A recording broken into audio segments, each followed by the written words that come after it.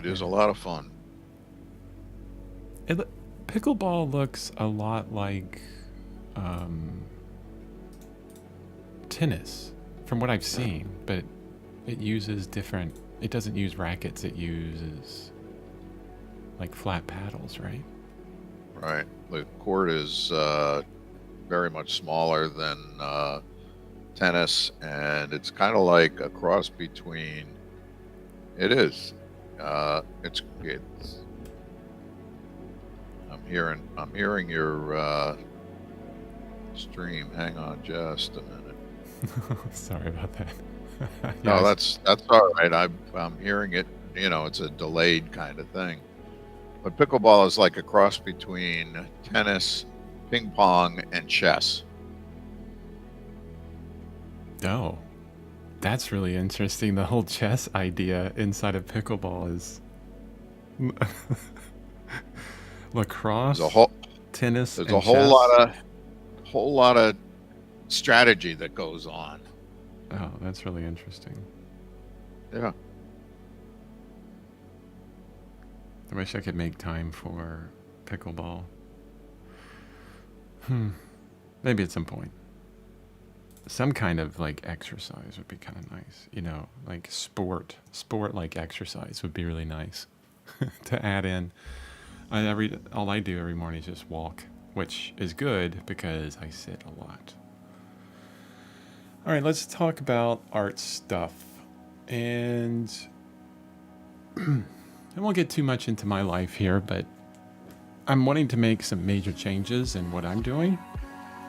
And I think, what was a couple live streams ago, which was 2 weeks ago, our last live stream was 2 weeks and a day ago, because I went on vacation with my dad, and then I got sick, and then I am making some big changes because we're moving to Hawaii, and my job is working me more hours than normal.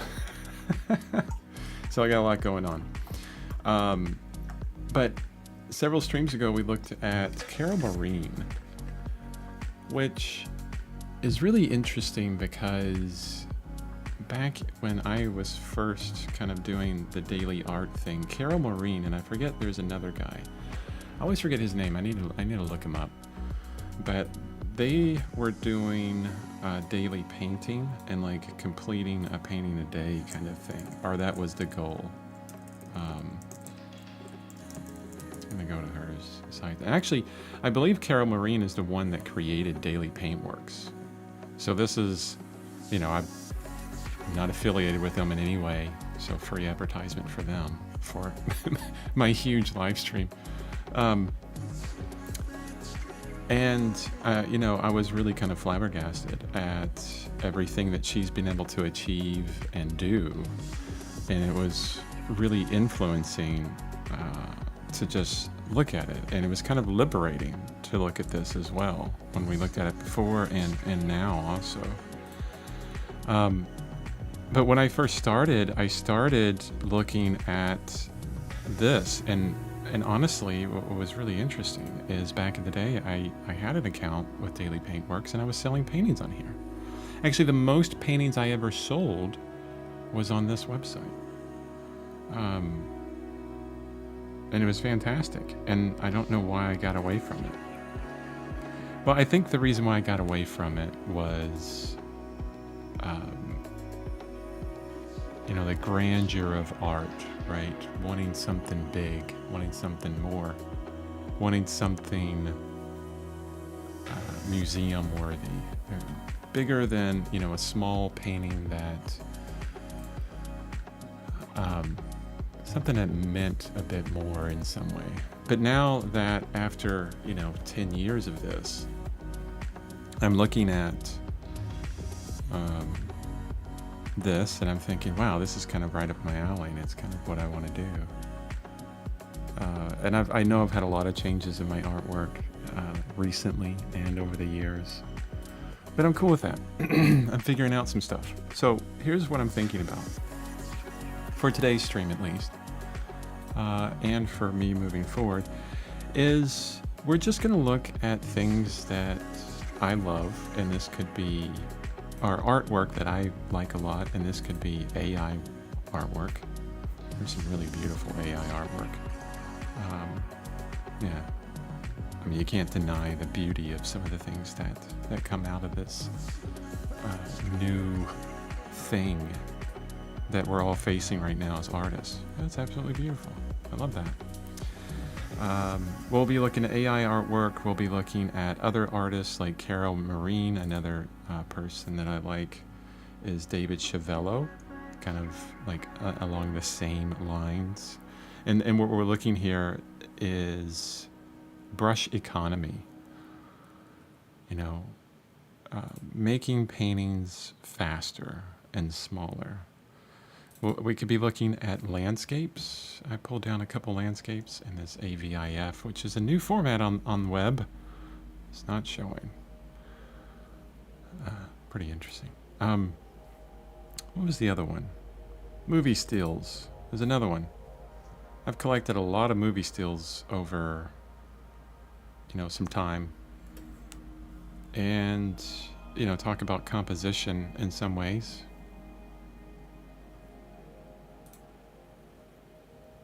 And yeah, I just want to have some fun painting, honestly.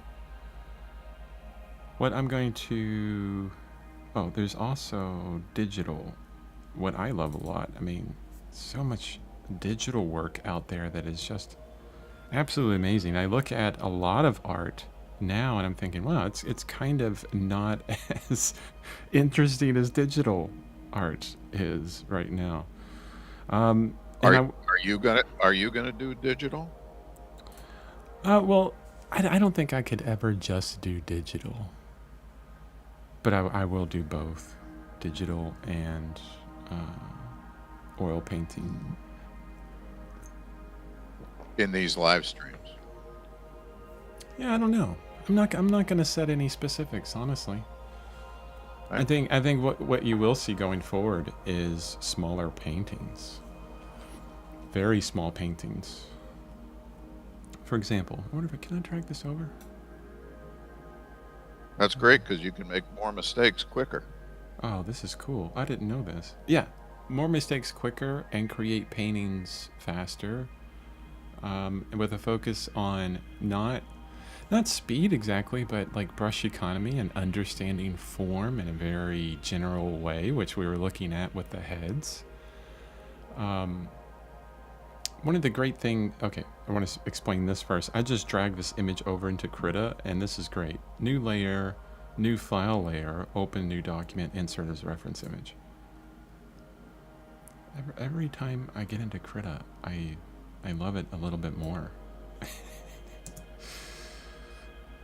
like this one too. Reference image. Let's do a landscape.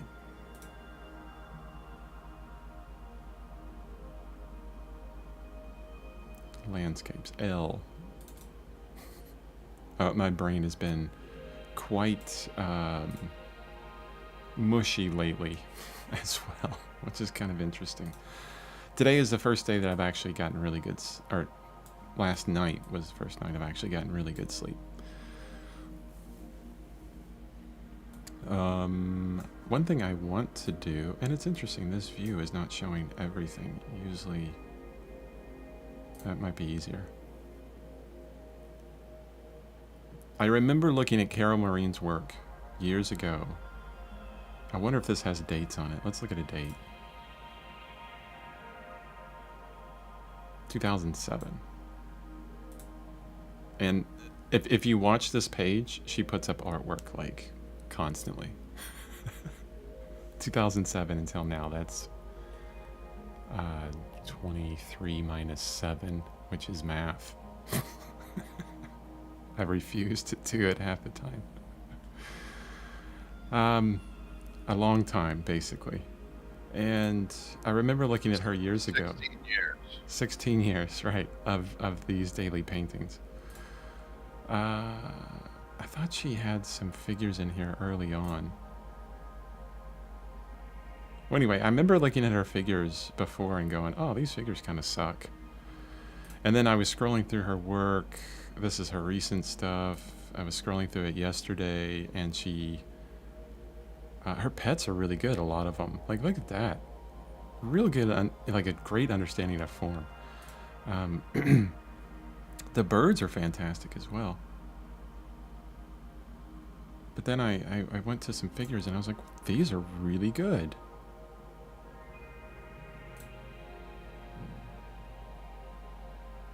I mean, it's really hard to get this idea of proportion and everything done simply. But she's really got it. Look at that goat. That's fantastic. The elephant. There's a skill that has been developed here over the years, and of course she's reached this skill before the 16 years. Look, here we go.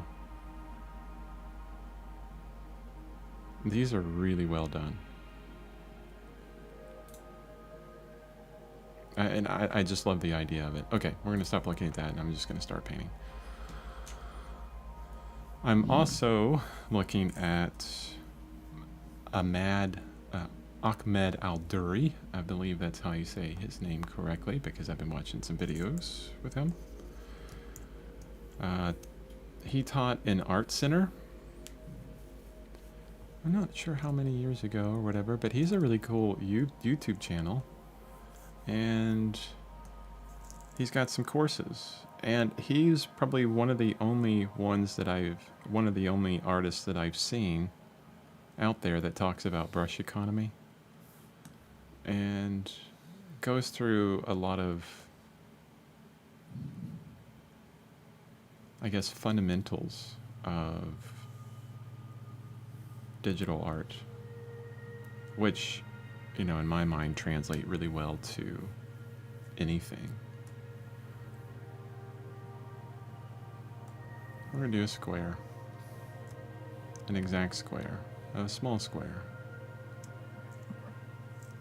And this is gonna look terrible, and I don't care. I really don't. I think one of the things that I want to do is start to not care a bit. I know that sounds kind of weird, but start to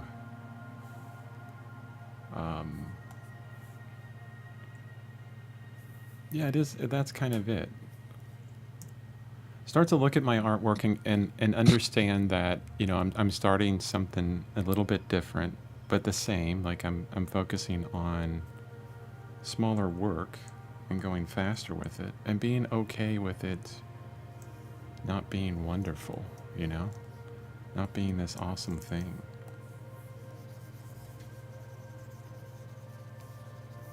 The artist that these two pictures of this artist up here, let me get that real quick.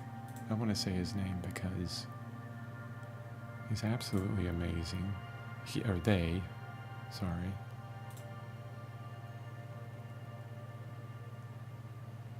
I'm on, excuse me, I'm on ArtStation. Anato, A-N, I'll just show you. This is one of his latest works. Anato Finstark.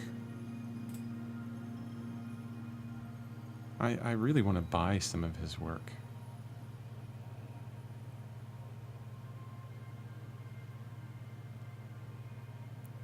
Super bright, wonderful coloration. I just like it. So this is kind of like study period, honestly.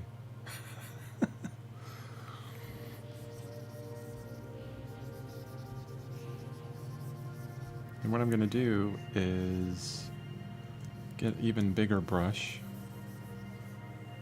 and lay in, because I hope it's obvious, I'm looking at the top yellow thing, or composition, painting, digital painting. And I'm just going to have fun, you know, trying to figure out how to do it in very simple strokes.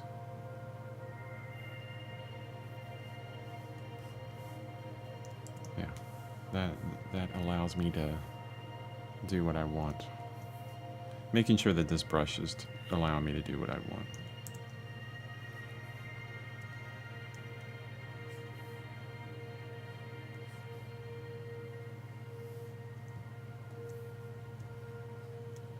really looking at each thing that I'm doing here and thinking, okay, what is the most simple way to accomplish that? And I'm not trying to teach here as well. So if you guys are thinking about learning from me right now, um,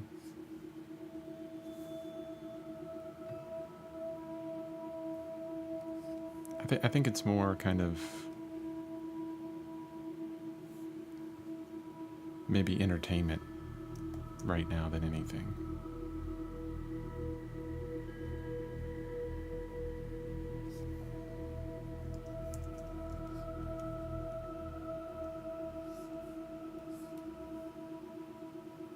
I wonder if I need a bigger brush.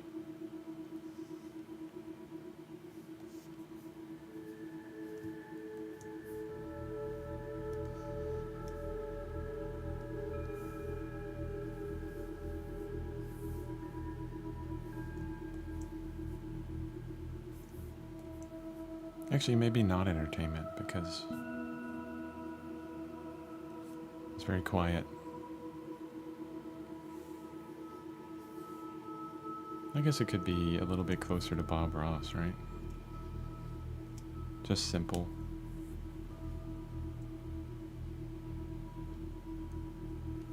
Some guy painting.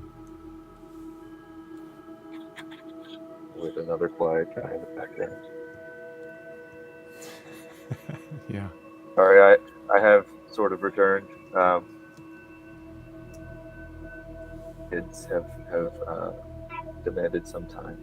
I apologize, but well, I don't apologize that much. Kids come first. No, it's totally okay. You could just listen. Not a big deal. I like your new direction though. Oh, you do? Not worrying so much about the teaching and just painting. I did hear that you may be getting back on daily Paintworks. Is that correct? Yeah, I'm honestly yeah. Actually, I changed my whole protocol. What's up? Hit me with it. We can talk about that on our meeting, but Oh, okay. but I really, I wanted to kind of get back into the daily Paintworks thing. Oh, one thing about this that I really like is I've been thinking about this for the whole week, you know. This is why I haven't had any live streams or anything. It's just been kind of figuring out what I want to do. You know, really not just do for the next few months or whatever, but really commit to and say no to everything else. The kids are having a lot of fun. Yeah, mommy's awake now playing. So. Oh.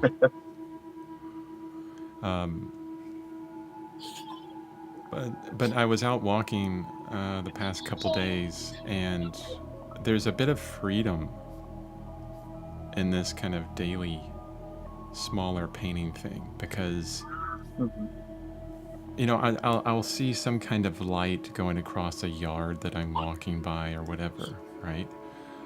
And I think, oh wow, that would be beautiful. What if there was like a figure there? Maybe they were just checking the mailbox or something and it had this kind of really cool light to it. I would love that. And I was like, wow, I could actually do that in a small painting like this. I could actually accomplish that within a short amount of time, you know? Yeah. Whereas before, it was like, well, you know, I can't do that because I have to do, you know, get some photos of it. I'd have to put it on a big, you know, 20 by 30 canvas. Do I want to spend the next 2 months on something like that? Is it going to be really good? Is it going to be sellable? All of this stuff would come into it, and it would prevent me from even painting. That's really interesting. Not that blue. I'm gonna plug something that I just started. So it's not my product, so I'm not selling anything, but I am going to plug a community that I just joined. Um, Follow Josh on so YouTube. It's awesome. Chris, no. um, so we've had a lot of conversations about how your influences, you're greatly influenced by the people you surround yourself with. So like Chris, you and I are part of a small community of artists that we meet with regularly.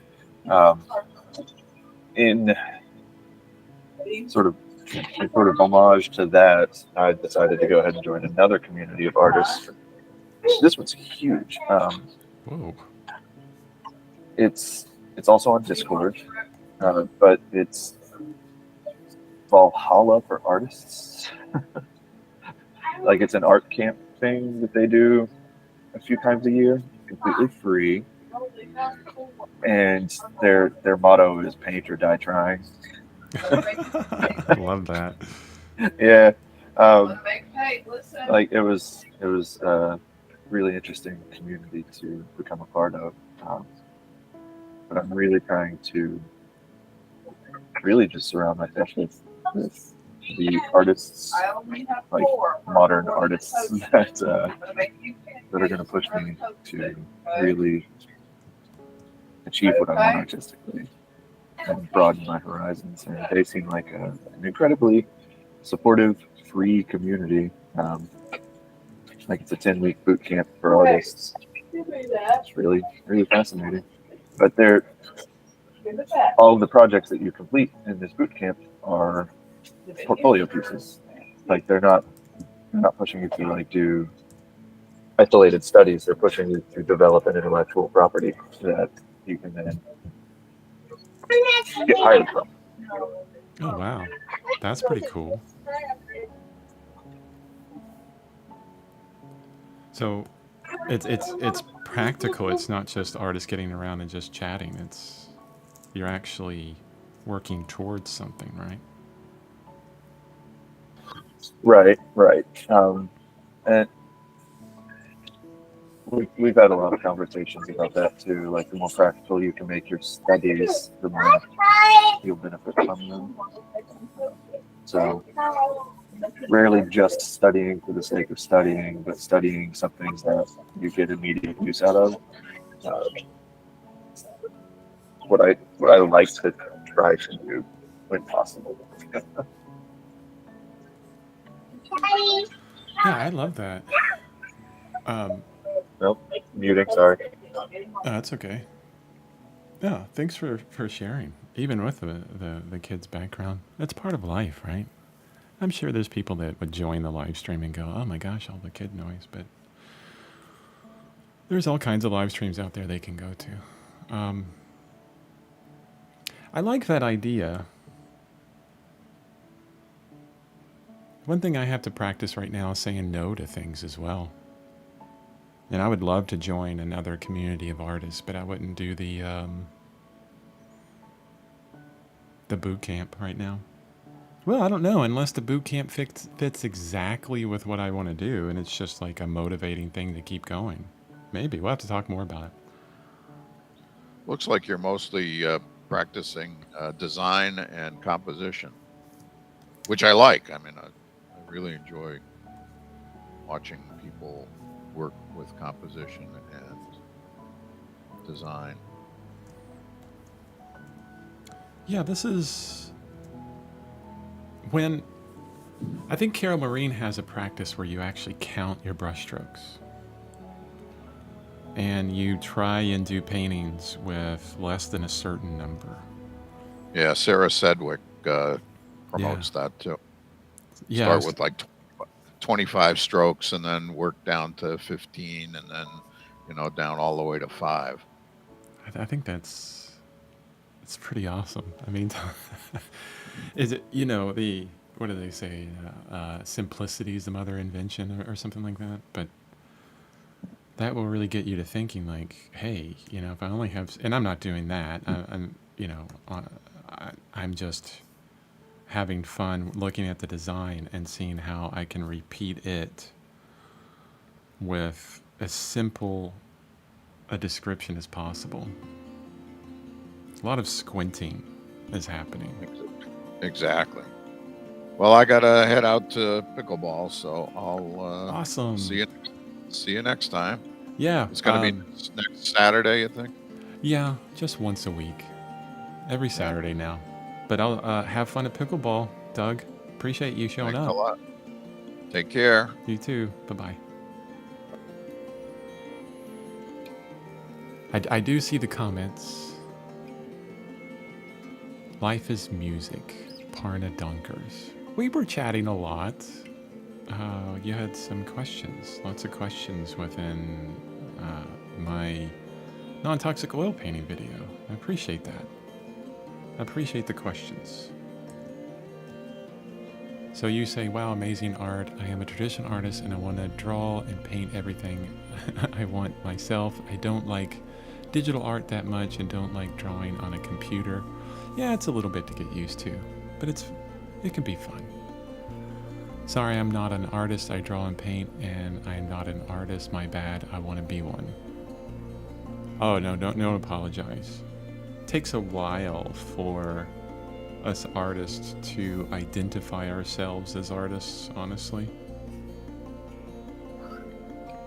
That's a personal kind of thing you have to come up with yourself. At some point, when you keep doing it, you will be an artist, or feel like you are an artist. Yeah. You hit the nail on the head right there. You said as you continue doing it. I just released a video on that specific thing. Actually, it's like you are what you do. So if you want to be an artist, make a bunch of art. Yeah. Because at some point, like that doesn't look right. At some point, it'll happen without you thinking about it. Like, you'll wake up and you'll go, wow, I am an artist. I've never felt like an artist before, but then now I feel like an artist. I always think that's really fun. It took me a while to identify as an artist. Ooh, maybe it's a new pronoun. We can... So it'd be they/artist. I hope that's not derogatory to alternate or to pronouns in general. I think it's kind of fun. He, they, artist. Which is, by the way, my pronouns are he, they.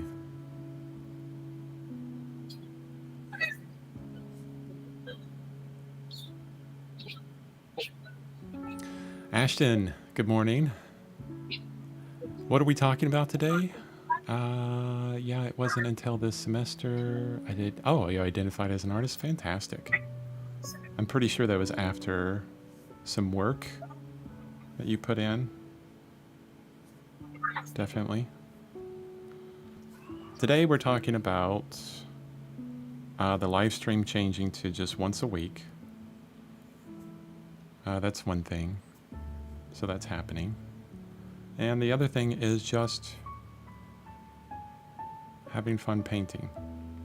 And specifically on the painting that I'm working, the art that I'm kind of painting from here,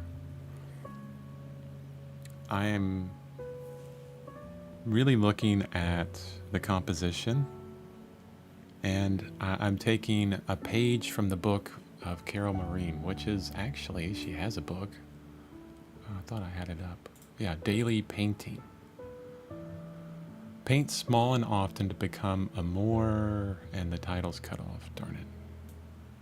A more creative, productive, and successful artist. I mean, she pretty much told me what to do years ago because I saw that book and I never did it. But painting small, painting often, and looking at brush economy so that you can complete small paintings every single day. That's what I'm looking at. Ooh, one goal that I have, this is kind of cool, Josh, is, I do daily art, but I really haven't, I got really practical with it back in the day. And it's all about making art, but I knew that I couldn't complete a painting a day But now I'm rethinking that. What if I complete a painting a day? That is awesome. It's just like the what if question that I asked you yesterday. So challenge any of the assumptions you have about what you can or can't accomplish. Yeah. Instead of saying, I can't do that, ask yourself a much better question, which is, how can I do that? Yeah. Yeah. That is such a good. Wow, I love the change in alliteration there. That can change a life. Like, how can I do that? Oops. You might have to make it smaller, simpler.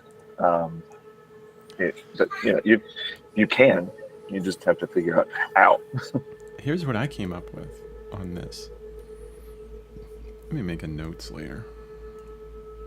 No, I want it above that group. Thank you. So here's what I came up with. Actually, I wrote it down in my protocol, but small. And then, wow, talk about small. Who can read that? So small, and I got specific. I'm saying 6 by 6 inches. Little small things. That's another thing. I have to figure out what I wrote down now. Here we go. I'll just zoom into this. Yeah, here it is. So quick, and when I'm thinking quick, I'm thinking brush economy, which is down here. Small, I'm thinking 6 by 6, and a square. Thinking about limitation, where you don't worry about 16 by 9 or different ratios, but you limit possibilities, and just saying, what if for the next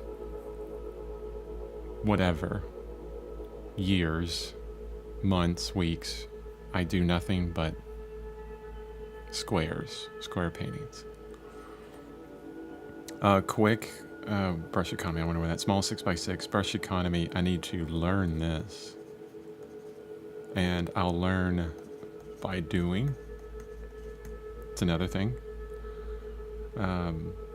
Actually, one thing that I need. Actually, I put some other stuff down here, but I think I put it on the wrong layer. Days ago, there it is. See it, make it. I think another thing I need to add to this is okay with what I'm going to call bad art. Okay, I'm just say okay with ugly. Yeah, that's another part of it. Perfect. Composition. I think that's really, just focusing on composition, the beauty within that, and see, there's so much freedom in this, and it's because if you do these little 6 by 6 paintings, and you're like, wow, I did this one months ago, and it's still speaking to me. Okay, maybe I'll make a bigger painting of that, if I want to. I don't have to. Maybe it just lives on its own. And this next point, steal. I'm going to say from AI, from ArtStation, from photos, and others. Basically everything. Not copy, but steal.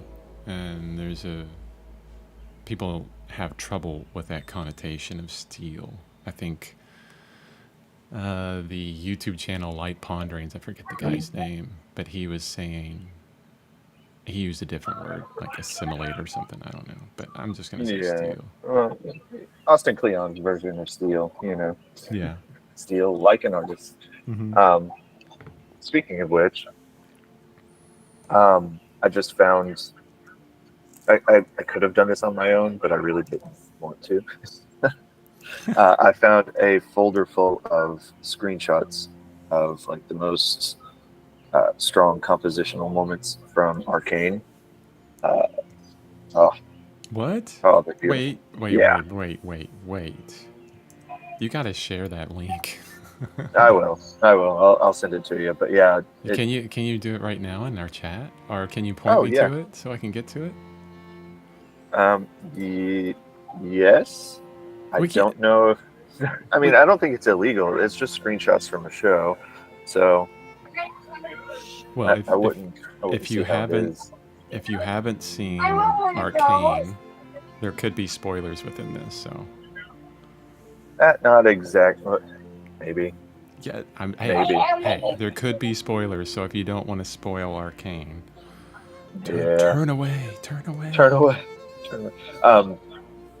And for anyone who doesn't know what Arcane is, it's quite possibly the most beautiful television animated series on Netflix that has ever been crafted by human hands. Oh, it's just that. Is that it? That's it. That's it. Like, you don't even need the story. It's a good story too, but wow, it is breathtaking. Still waiting for I that don't see link. I'm looking for the. Oh, all right. The little button for chat was covered up by my little AI assistant. That's gonna be a thing now. Hey, what does your AI assistant tell you? Okay, we'll just do that. Well, I mean, Google just released their like Search 3.0 thing. I don't remember what it was called, but I'm on the wait list for that. But it's generative search. Huh. So you search for something, and Google will scour both scientific papers and the top page of SERPs, so the results pages, and it will assimilate an answer for you. This is someone shared this in their Google Drive? Yeah. Like they're clips of the movie. I have to show. No. Don't look at the clips. Look at like Arc 1, Arc 2, and Arc 3. Oh, okay. And it's just the screenshots. All right. It just but they're upscaled to 4K or 8K. Okay. To let everybody know, I'm not gonna. Hopefully, this doesn't share the exact like details of this. I don't know if it's good or bad. No, I don't want notifications. Oh, this is the beginning of the movie. Yeah, so that's Arc 1. I mean, just looking at the introductory scenes of Arcane, you're like, wow, okay.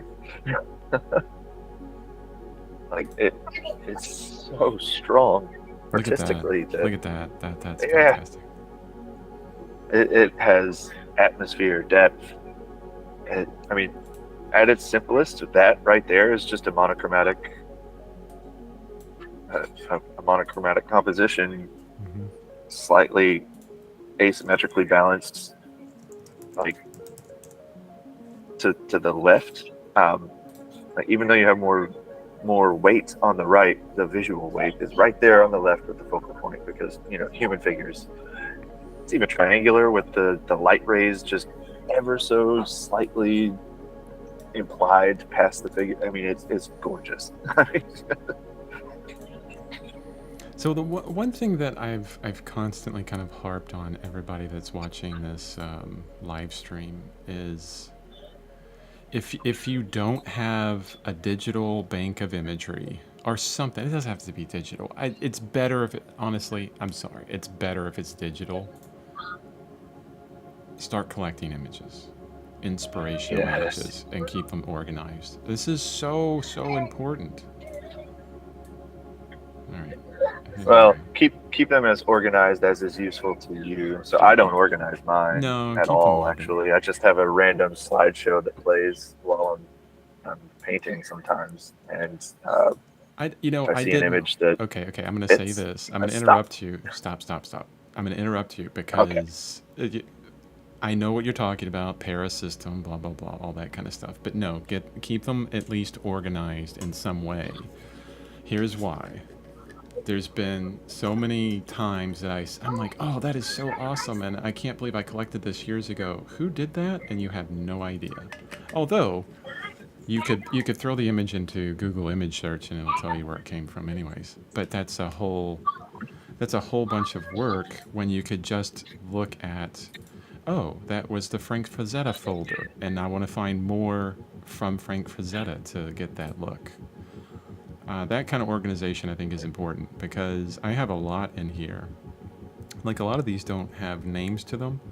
Like I know these two are Robert Liberace, but you know I'm gonna probably create a folder, um, and that's the extent of my organization, just folders. But and then like AI art, there's no names within that. My digital art is just a smattering of everything, right? I don't put names on them. Most of them have names, right? But the rest in here, I like having names on it. Oh, you and Uglo. I need to look at this guy. He's kind of backwards from what I'm doing.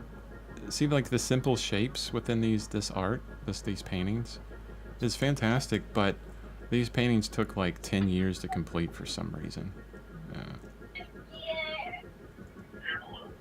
That's Beautiful. wild. Yeah, this guy is. I mean, these things are absolutely beautiful. He would just be so particular on every single thing, like constant measuring and stuff. I should have thought about this for years ago, but I remember the story behind this. It's actually really beautiful. Look, you could see all the separation within the muscles. I just did Popeye there. Look at that. It's actually a very beautiful painting. But the story was that he got upset at models because, you know, like he would paint them and then he would want them back once a month for 9 years and got upset because like their skin tone changed because they got a suntan or was pregnant or, you know, life happened. Anyway. Fantastic. So he was a bit extreme, yeah. Yeah, too extreme. Great compositionally in some ways too, but yeah, start a collect art, collect, and then steal from it. I'm gonna play with that composition as well, but I'm in the middle of this one, which is a landscape, and you see how I took this landscape, right?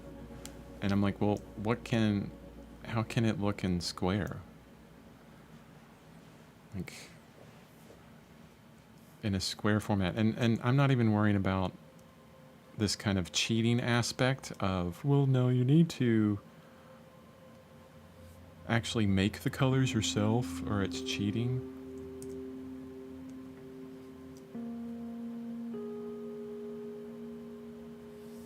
You know, a soapbox that I could get on really quickly is this idea of cheating. I really hate that. I really dislike it. I really dislike when people talk about cheating. There's no cheating in art anymore, guys. Let it go. I used to be that way years ago. Let it go, okay? Okay. I am in 100% alignment with you there. But there is a nuance that we need to discuss, which is while there is no cheating in art, there is lying, and not in a good way. So people, Yeah, I know where you're going with this. people, especially with artificial intelligence, because you know I use AI as a tool, and I know of several other professionals who also use it in their workflow. But when you generate images and you use living artists' names in those prompts, and then you claim that work as your own without modification, without being transparent of the source, without any effort, that's when you move beyond, in my opinion, now this is, everyone has their own opinions, but in my opinion, that's beyond the ethical use of any tool. It would be like the lazy version of doing a collage of your favorite artist's work and being like, "Look what I did." No, that's not Norman Rockwell at all. Right.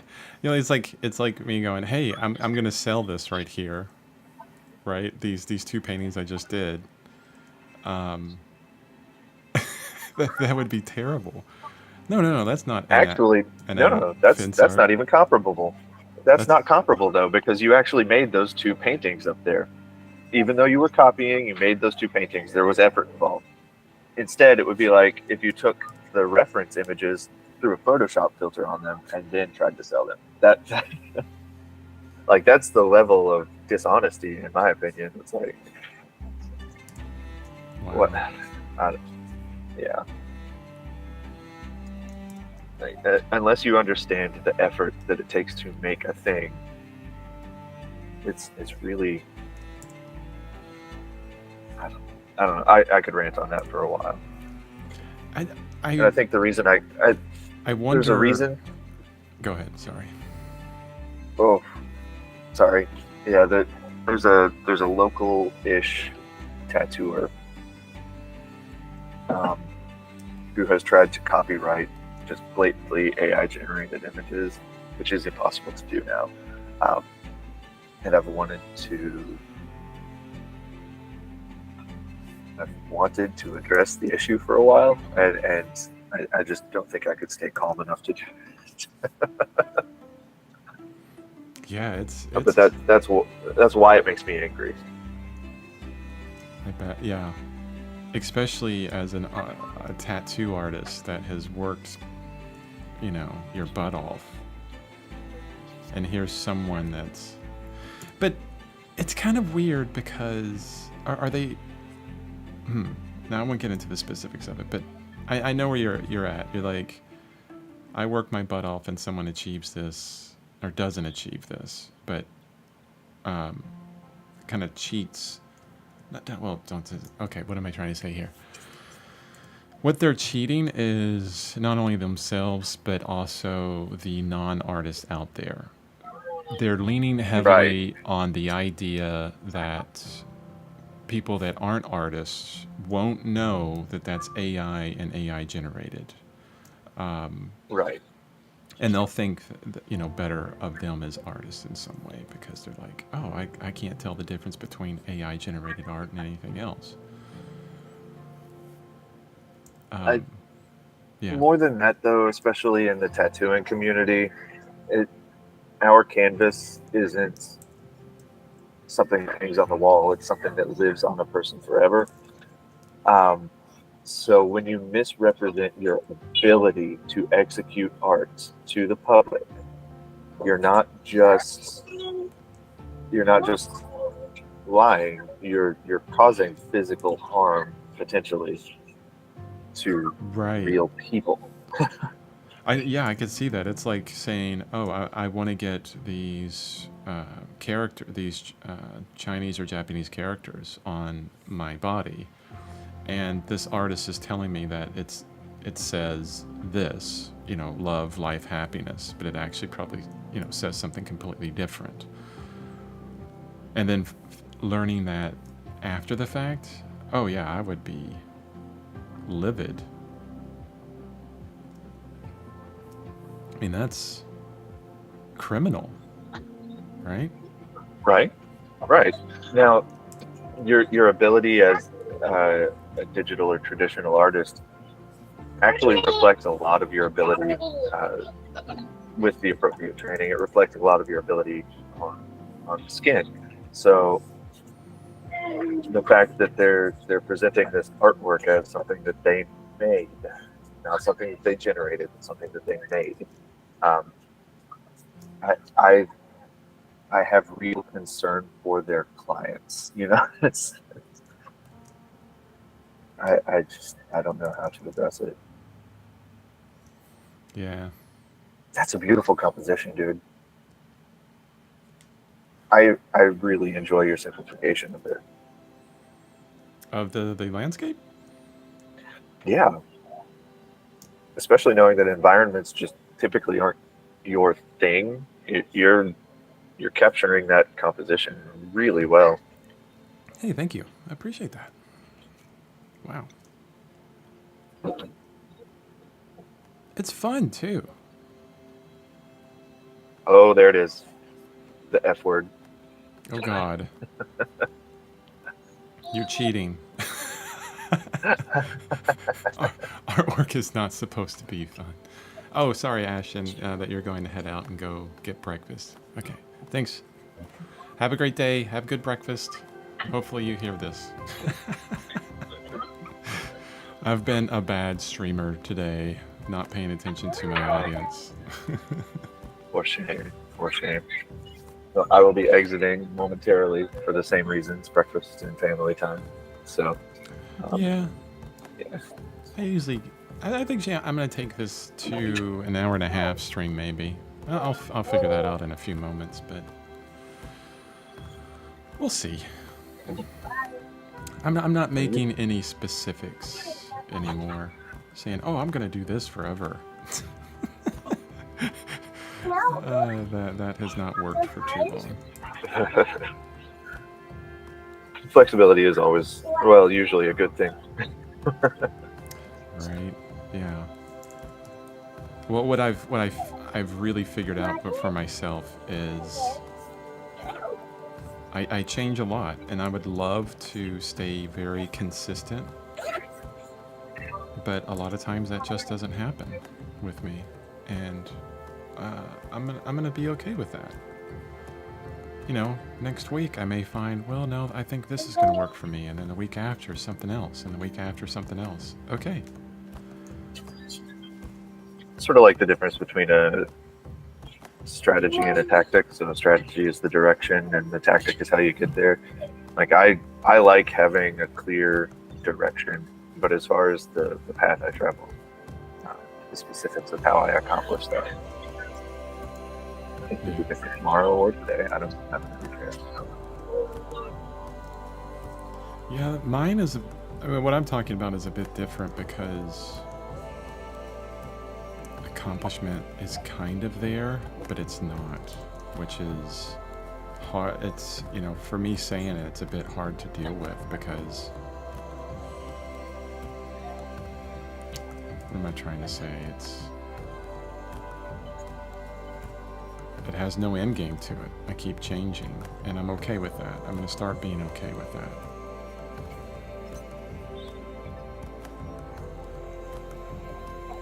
If it happens. Well, I think if I don't know what a there's something to explore here, and I'm trying to articulate it. And I'm not doing good. I'm doing a horrible job at that, actually. Hey, just like me, I suck at it. Like, what are you trying to accomplish? Are you trying to attain a thing, or are you trying to do a thing? There's a fine line there that I think is really interesting to explore. Like, would you be happy making art, or would you be happy selling art? Like you're trying to get something out of one thing, and you're trying to do something with the other. Like the experience more than the achievement. I think there's this consistent attachment that we have with achieving constantly. And it's actually really hard for me to say a lot of this right now because you know, I do have things that I want to achieve in my life, you know. But if that doesn't happen, which, you know, the mathematical percentages could work out and say, hey, you know, you probably have a 4% chance of doing this anyways. If that doesn't happen, I need to be okay with it.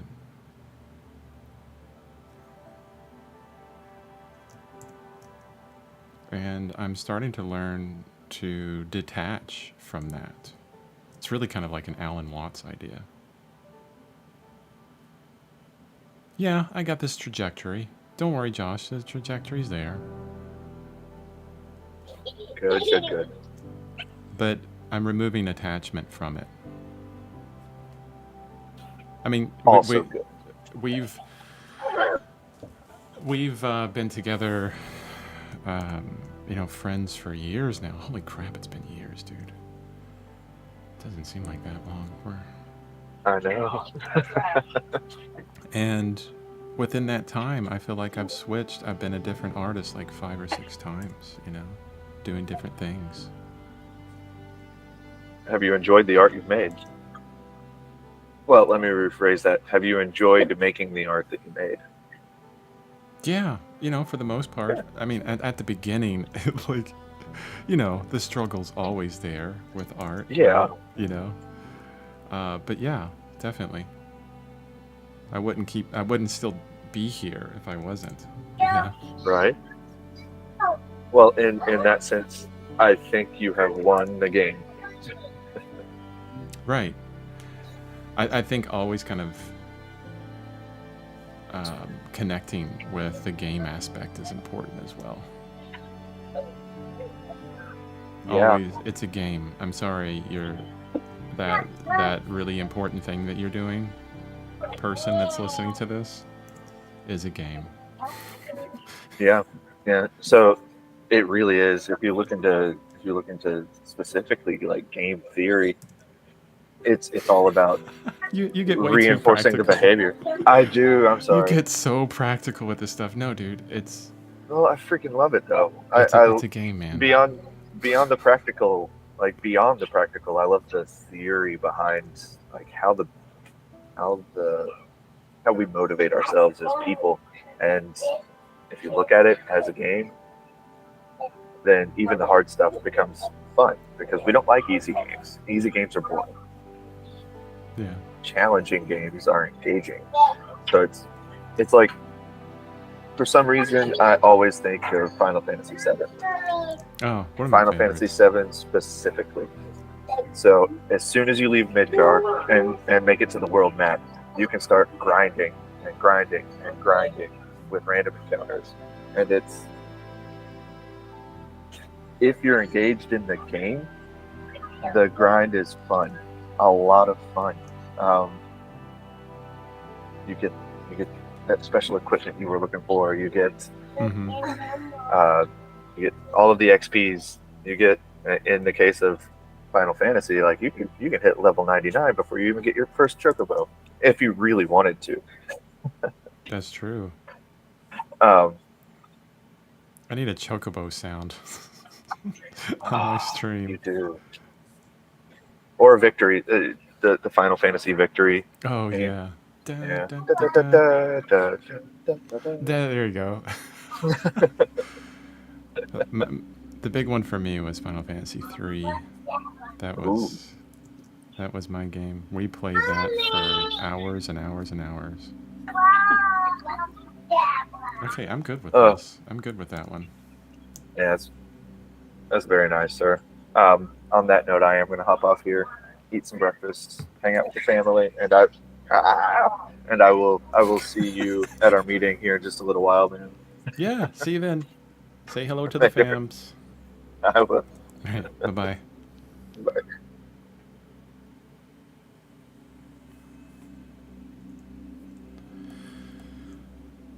And I'm alone. I think there's viewers on the stream. But like YouTube does, this video will live forever, which is kind of nice. So, anybody that's seeing this in the future, on a practical note, here's what I'm doing. I'm in Krita. Okay. I love Krita. Actually, I have Photoshop. You can see it in my bar down there. There's Photoshop down there. But I feel like... Well, I don't feel like... Krita's a better painting software. For me, at least. But anyway, I'm in Krita. And down at the bottom left, which is small. Sorry, I'm not going to blow it up. I can't really blow it up on the stream. But I have a couple layers grouped, and the first thing that I did was I used the rectangle tool, and I'll do it over here on the right. Actually, I'll do it in a new layer. Yeah, we'll just do here.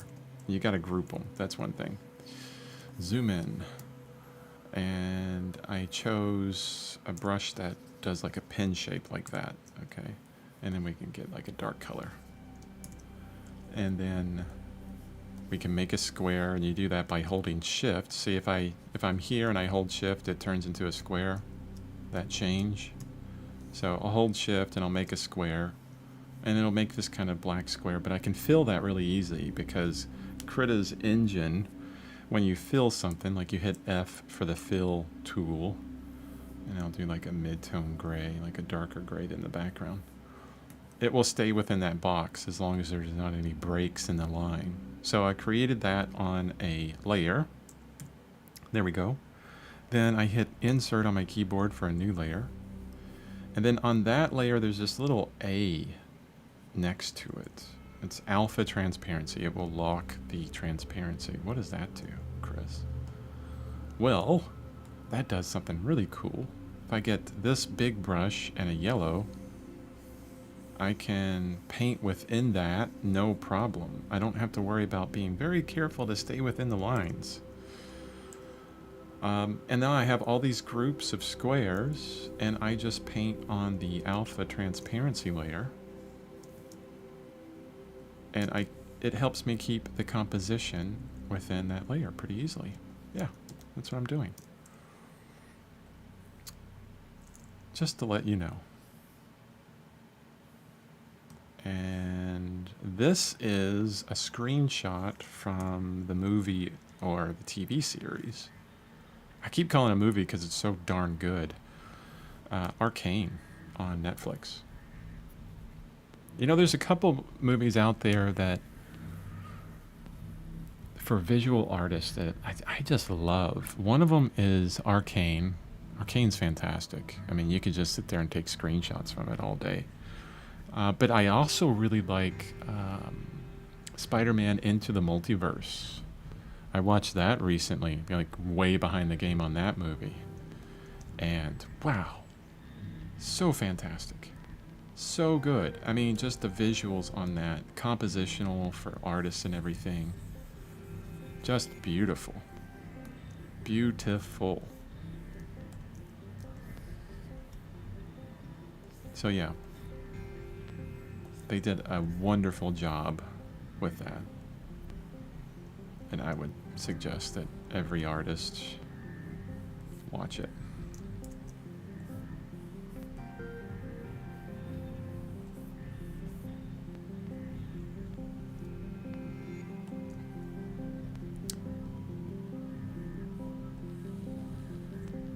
I'm using a very big brush here.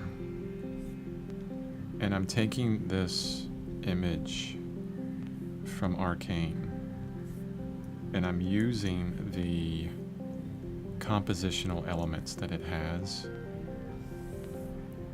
and I'm putting it in a square format.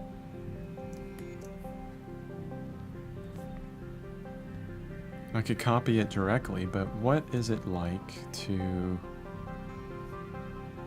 keep the same kind of focal point, keep the same composition, yet change the entire ratio of the canvas? Can I do it?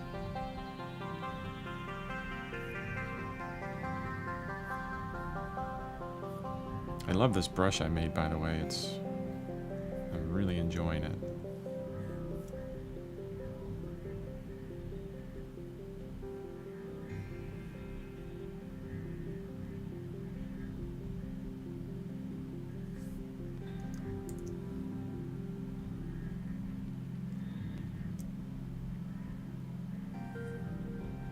I'm also trying to practice brush economy. What is brush economy? That's the perfect example right there. Even though my brush is doing this weird thing where it does this little click and then continues on. It's part of Krita. It makes like little heads on these figures, but that's brush economy. One figure, one stroke. I mean, it's tremendous economy. But this ability to describe things simply, think Anders Zorn, Sargent, Soroya, and contemporary, think Carol Marine, Sarah Sedgwick, David Chivilo.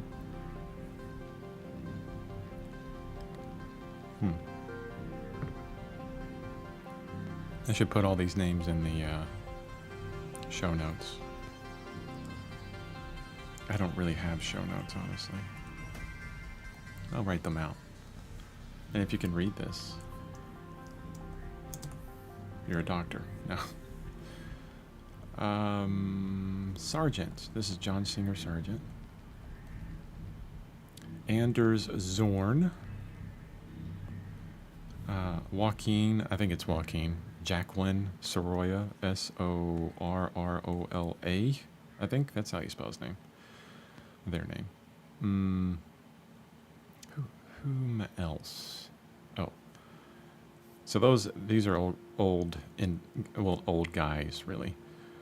Carol Marine.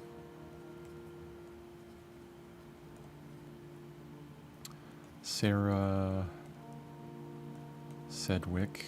W-I-C-K.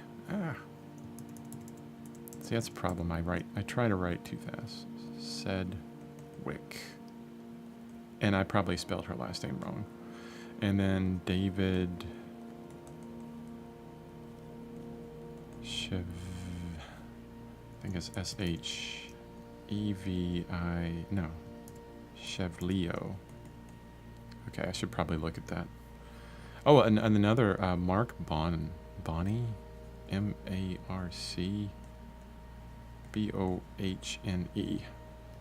I'll just show their work real quick, because I have them saved in the all-important Art Inspiration folder. Dun dun dun. Here's David Chevlino. S-H-E-V-L-I-N-O. I got this one. It's probably it's a really small image. Shows some brush economy there. Just pulled it offline real quick. There you go. That's the whole painting. I think these are really big paintings too. Beautiful. Love it. That's Chevlino. Carol Marine. Where's C? Here's Carol Marine. M-A-R-I-N-E. Look at this beautiful tiger. I think these are like 6x6 paintings. They're fantastic. I haven't collected any Sarah Sedgwick. Oh, it's S-E-D-W-I-C-K. Let's see. I'm going to look at her website.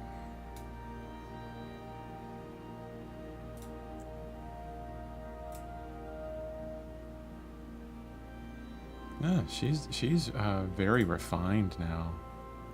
She started, I believe. I remember following her like for a long time. Love her work. She started with very simplistic kind of brushwork, but has kind of progressed into, more detailed than that. But Sedgwick, S-E-D-W-I-C-K, beautiful work. John Singer Sargent, which I believe many people know, honestly. Oh, I'll leave that call. Getting beeps and bonks from Google. I know. Do I have John Singer Sargent?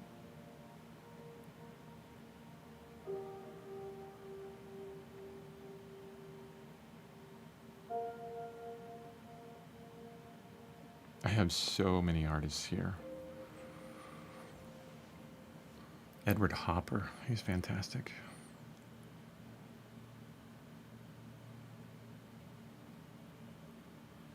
Oh, this is really good. This individual is really good too. This is Jennifer Gennari, G-E-N-N-A-R-I. Look at that beautiful kitten. You can see every single brushstroke. They do Just amazing portraits of animals. And every single one of these are along the lines of simplicity, you know, this kind of brush economy. Here's John Singer Sargent. Portraits of John Singer Sargent most people look at. Here's what I love. I've seen this painting in person. Look at that. What the heck is going on here? We have no idea, but it's a dress. It's a beautiful dress. Brushstrokes.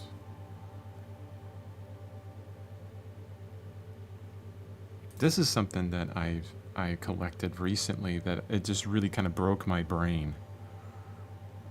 This is Joseph Cote, Josefkote.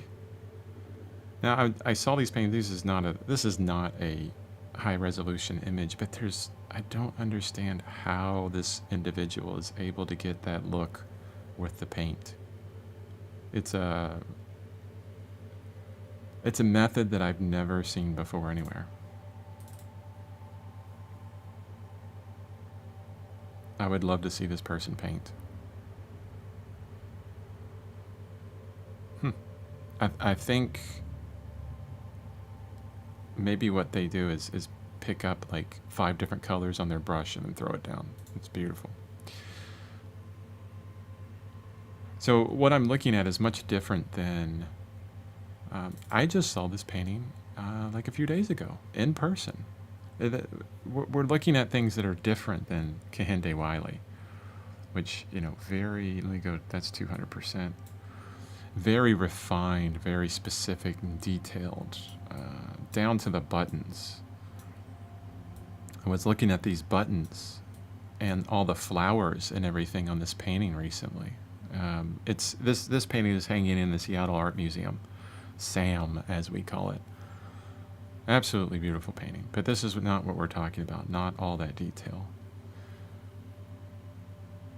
I really like this artist. This is Li Wendong. Li is the first name. Wendong is the second name. Or the given name, I guess. Now, as soon as you look at this painting, hopefully that you're looking at this and you're going, wow, Lucian Freud. This is, you can see the Lucian Freud influence, and then I'll have to find a Lucian Freud painting. Here we go. Here's a Lucian Freud self-portrait.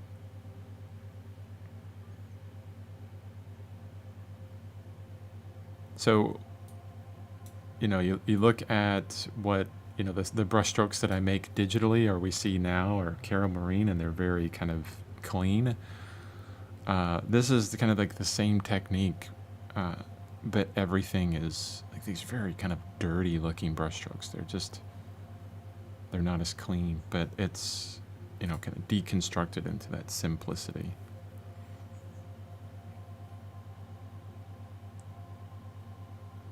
Yeah, the more I look at all the art that I've collected, the more I become aware of my affinity for the brushstroke. This image took forever to load because this is Rembrandt, and I'm zooming in, and let me see, 90, there's 100%. I love this. I love Rembrandt's work, but this is what I love most about it.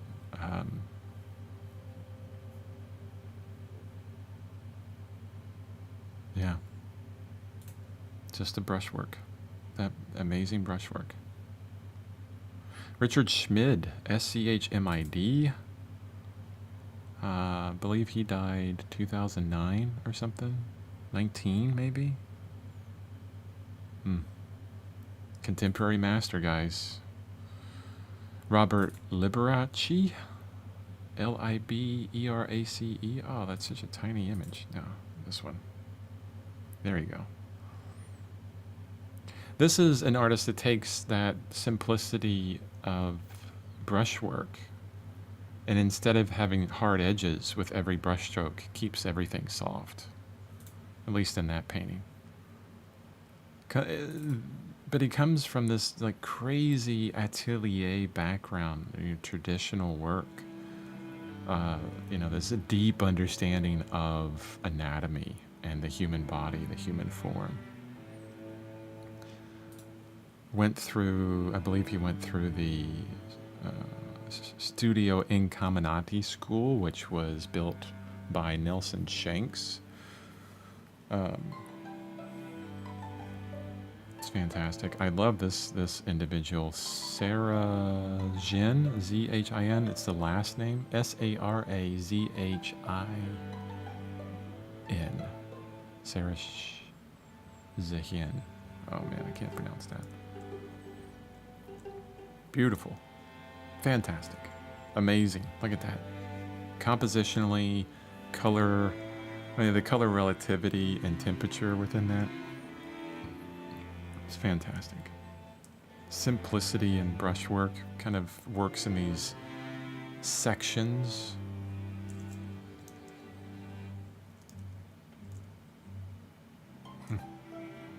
Okay. I think I've given you enough to look at as far as other artists. Let me continue with this. Now the question is on this painting, do we need more? Maybe that's the question that is kind of asked all the time with this kind of way of working. Do I need more? What I do want is, this compositional element where there's a focus here in the center. And we do that with all these different lines and things. Ooh, that's definitely the wrong layer.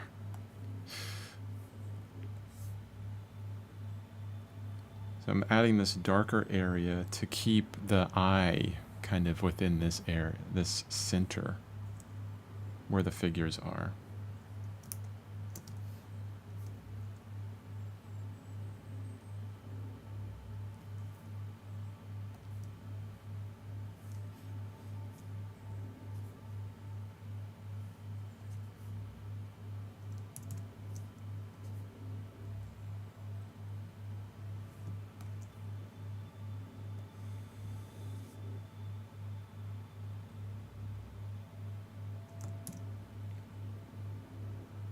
Almost every single stroke I put down, I'm thinking,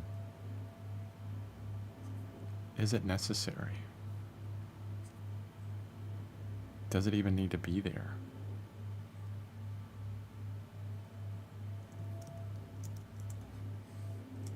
Now for the figures, I'm going to reduce my brush size. Let's go a little bit darker.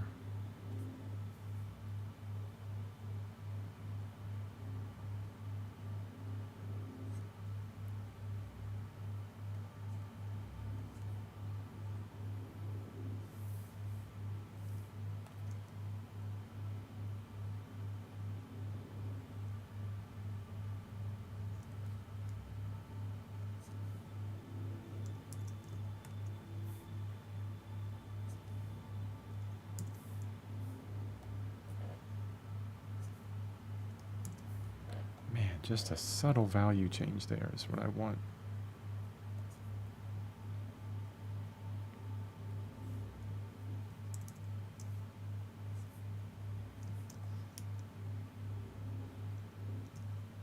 Now that kind of destroys it.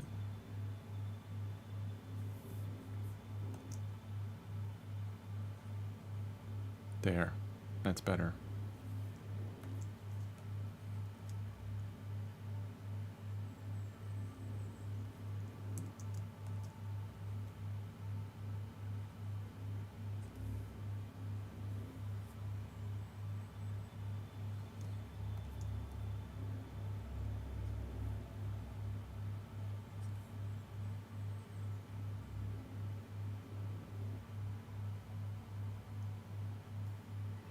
And everything that I'm working with here is all in the same layer.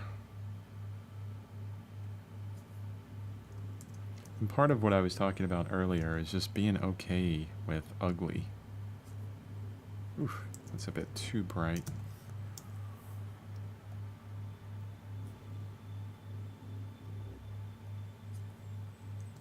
What do I mean about being okay with ugly?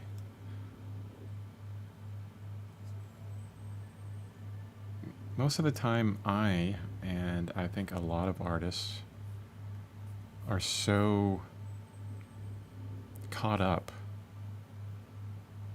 in making beautiful work at the beginning that it almost kind of stunts growth in a lot of ways, because if we can't make it beautiful, it's a huge, negative commentary on who we are as artists.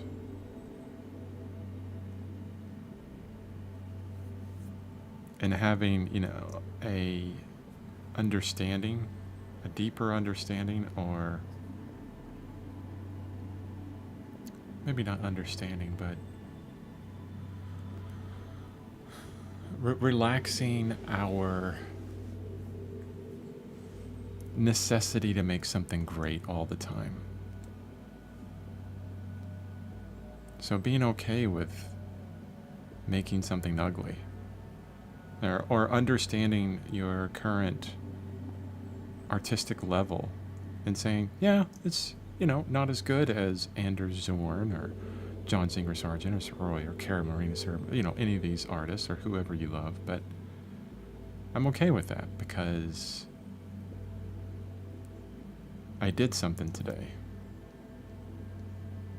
That's enough for that figure. That is enough.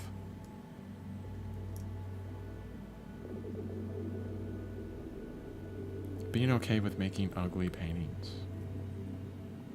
Paintings that will never sell. Paintings that will never be enjoyed by the public, or people think that it's just kind of wonky in some way, doesn't really work, or whatever it is.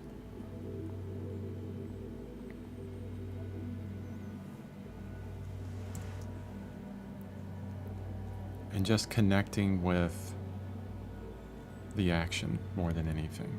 Just doing. That's what I'm focusing on here. And I'm looking at beautiful art as I'm doing it. I want, that little bit of value here. Like, how can I, in one little brushstroke, describe an arm? I mean, this is a really tiny little image, and even on your screen it's probably even smaller, but I can see that that's a figure and they're kneeling. It's so tiny. You don't need to get deep into the detail in this to make that happen. How can you do it in a few strokes? Your eyes are only seeing very simple information, very little information.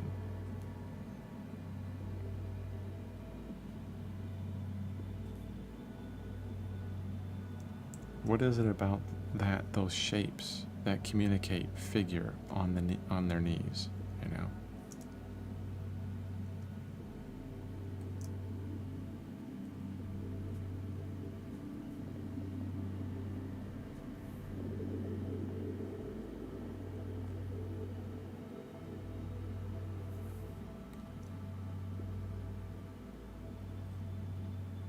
I have no idea how to do it, but I'm going to figure it out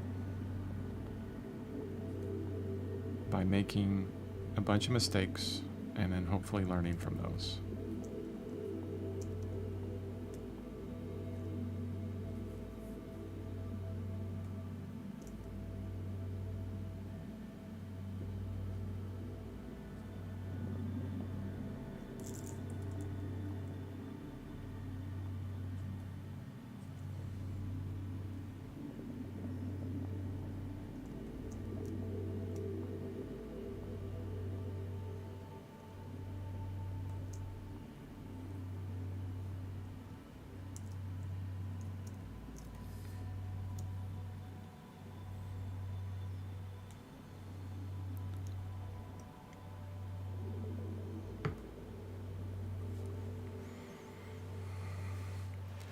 There was a quote by an artist,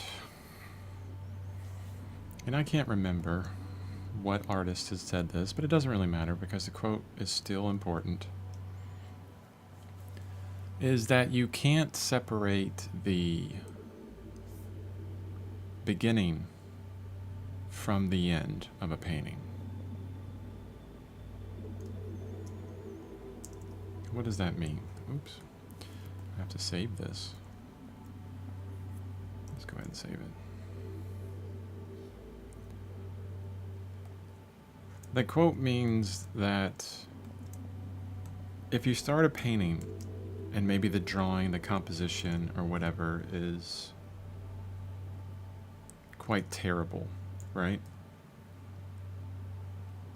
That will show through to the end. Whether you like it or not, it's going to show through to the end.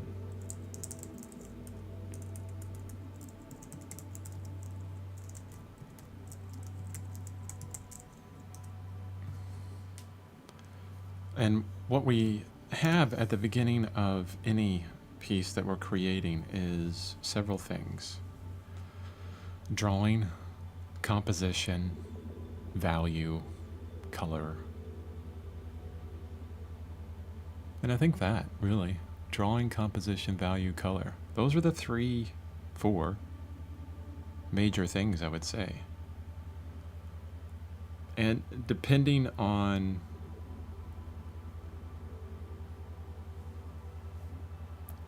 how you start will say a lot to how you end with your work. What am I looking for? I'm looking for, I think it's called reference tool. No, that's right. I go to tool options, hit the reference thing, and then, well, you could change the saturation of all your references. Oh, of that one particular reference. Wow, that's really cool.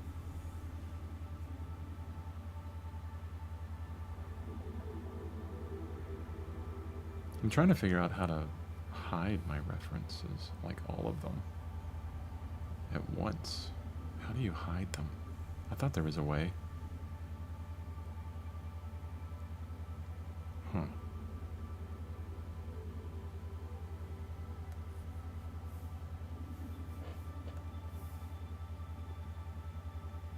There it is. There we go. Hide reference images.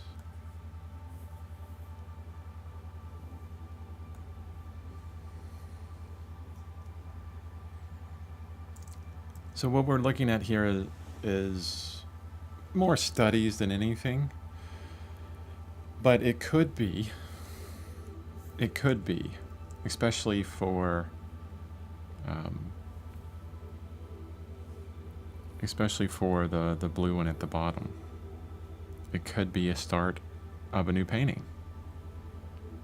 I mean, the other 3 would not be starts of a new painting because they're direct copies from other artists. I mean, you could argue that the copy from a steal from the Arcane movie could be used, but I wouldn't.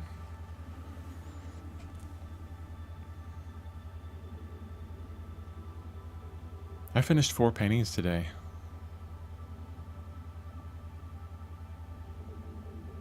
That's fantastic. All right. Thanks, guys. For whomever is watching this in the future, I appreciate you for watching till the end. Hopefully this was informative in some way to you. And yeah, like, subscribe, do all that kind of stuff. Share with anybody. Check out my website, chrisbevan.com, B-E-A-V-E-N, like heaven but with a B. And with that bell, the stream is over. I will see you on the next stream.